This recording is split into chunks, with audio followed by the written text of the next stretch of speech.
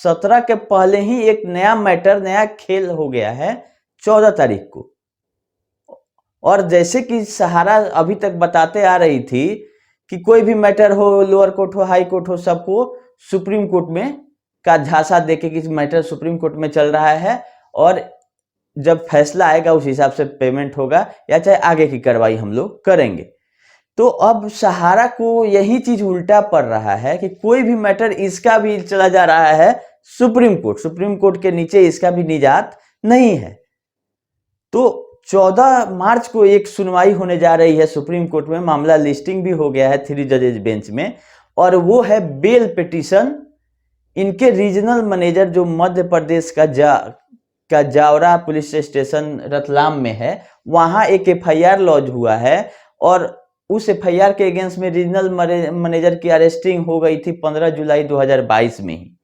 सबको ये चीज पता है। लेकिन ये कहानी हम आप लोगों को इसलिए सुना रहे हैं कि जो लोग सहारा में अभी भी काम कर रहे हैं या जिनको विश्वास है, चाहे वो ब्रांच मैनेजर हो, फ्रेंचाइजी मैनेजर हो, चाहे इंटरनल लोग हो, उनके लिए जनहित में जारी है मेरा वीडियो। हम ये सलाह नहीं देंगे कि वो नौकरी छोड़ दें चाहे नहीं करें, डिसीजन उनके हाथ में है। क्या जो हुआ है वो हम आप लोगों को, जो कोर्ट के ऑर्डर में है मध्य प्रदेश के हाई कोर्ट के, वो हम पढ़ के सुनाने वाले हैं आप। तो 2 एफआईआर है और 2 लोगों ने किया था, एक दिलीप राव है और एक जगदीश जी है। और मैटर है, एक मैटर था 9-9.5 लाख रुपया का मैच्योरिटी हुआ था, 12.5 लाख कुछ रुपया, और एक था 4,32,00,000 जिसका मैच्योरिटी हुआ था 7,27,00,000।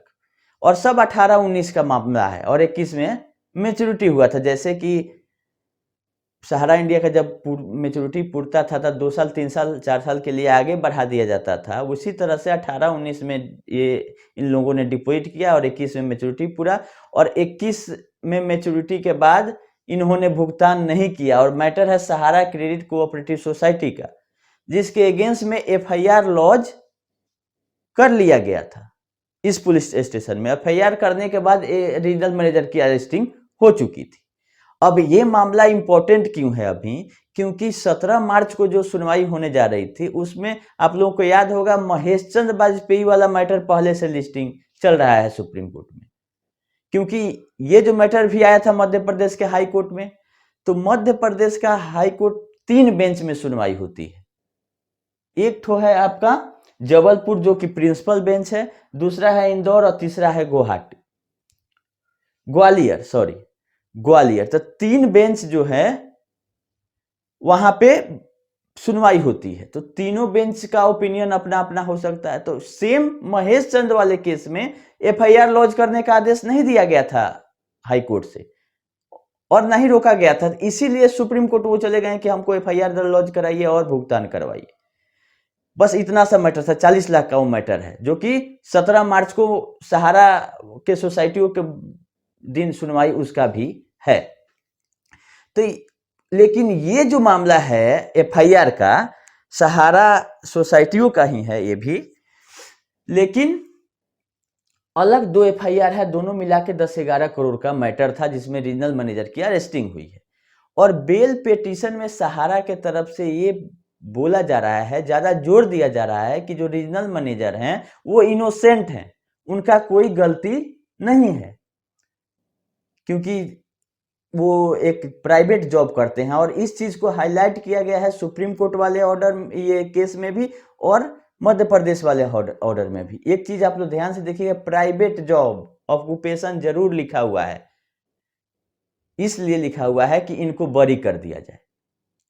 और कहीं सहारा भी बीच में नहीं है और ना ही पब्लिक है जिसका इन्वेस्टमेंट है। केस है इंडिविजुअल रीजनल मैनेजर के ऊपर और इधर है पुलिस स्टेशन, मतलब जो थाना अध्यक्ष होते हैं जो एफआईआर लॉन्च किए हैं।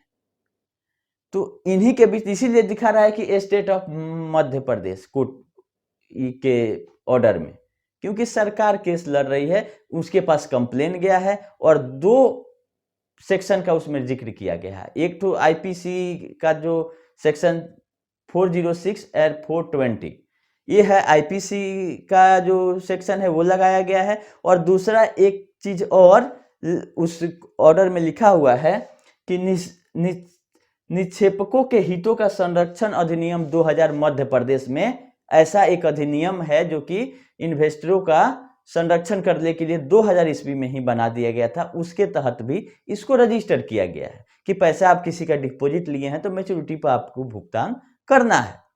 ये नहीं कहिए कि अब सुप्रीम कोर्ट में मामला है, हाई कोर्ट में है, नीलामी होगा तो पेमेंट करेंगे, ये सब कुछ नहीं। और सहारा ये सब मुद्दा उठाई भी नहीं है।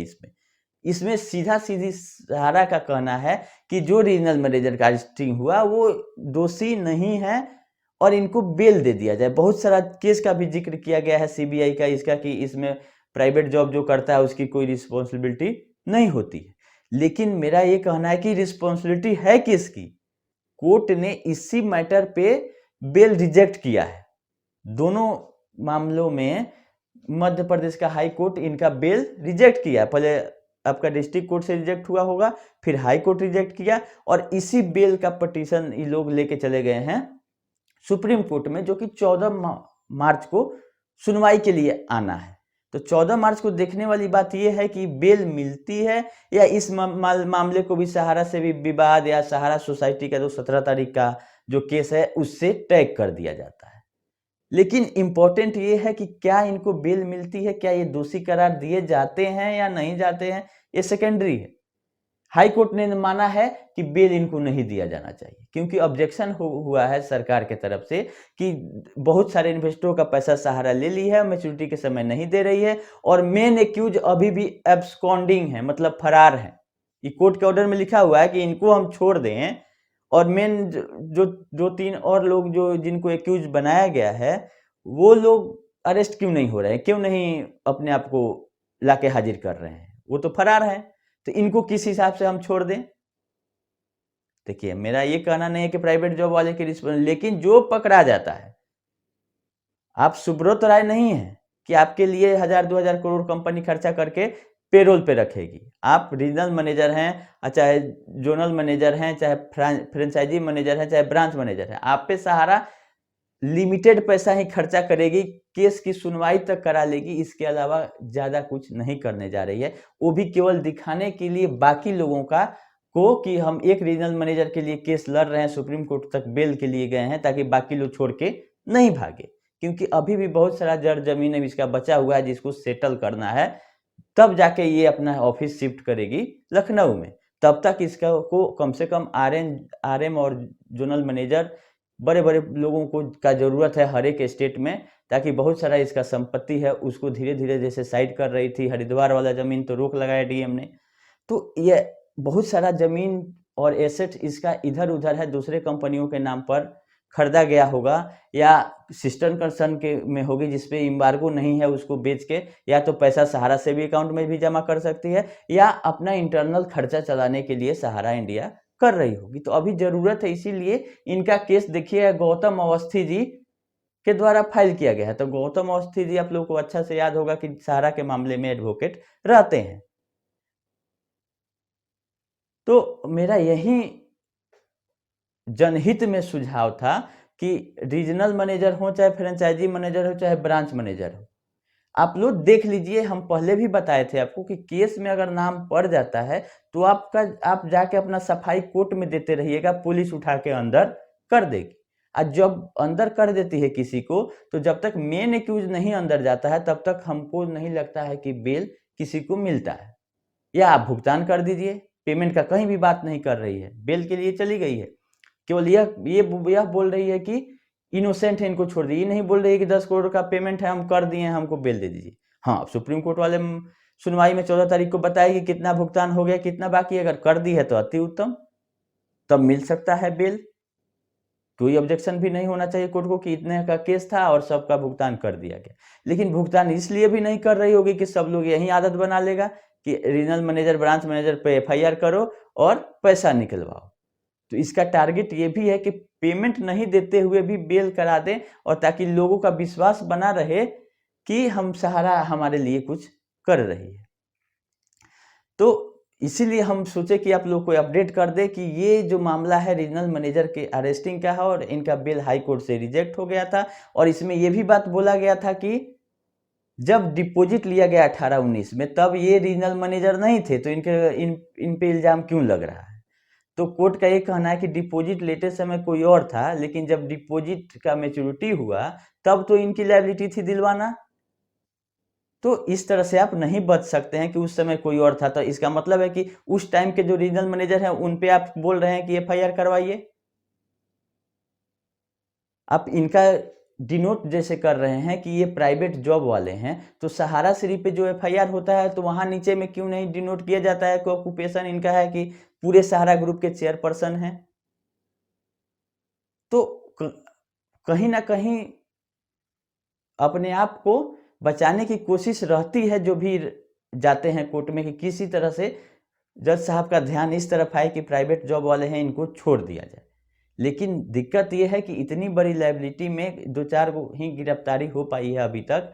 तो जो लोग पकड़ा गए हैं उनको बेल सुप्रीम कोर्ट से मिलता है कि नहीं मिलता है, ये देखने वाली बात है। लोअर कोर्ट तो रिजेक्ट कर दिया, और जब तक पैसा का मामला है, भुगतान नहीं हो जाता है, हमको नहीं उम्मीद है कि किसी को बेल मिलेगा।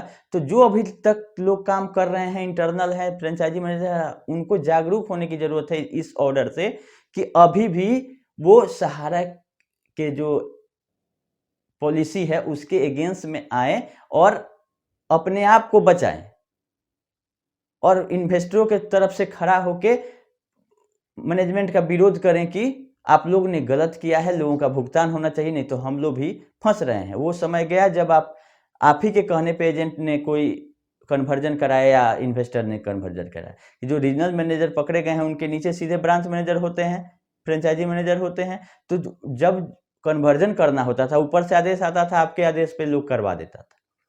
तो अभी आप ये बात ऊपर तक क्यों नहीं पहुंचा रहे हैं कि आप लोग, ऊपर वाला तो मैनेजमेंट वाला पकड़ा नहीं रहा है जल्दी, वो तो पैसा खर्चा करके अपना बच जाएगा, नीचे वाले लोगों को पुलिस उठा लेगी तो बेल लेना मुश्किल पड़ जाएगा।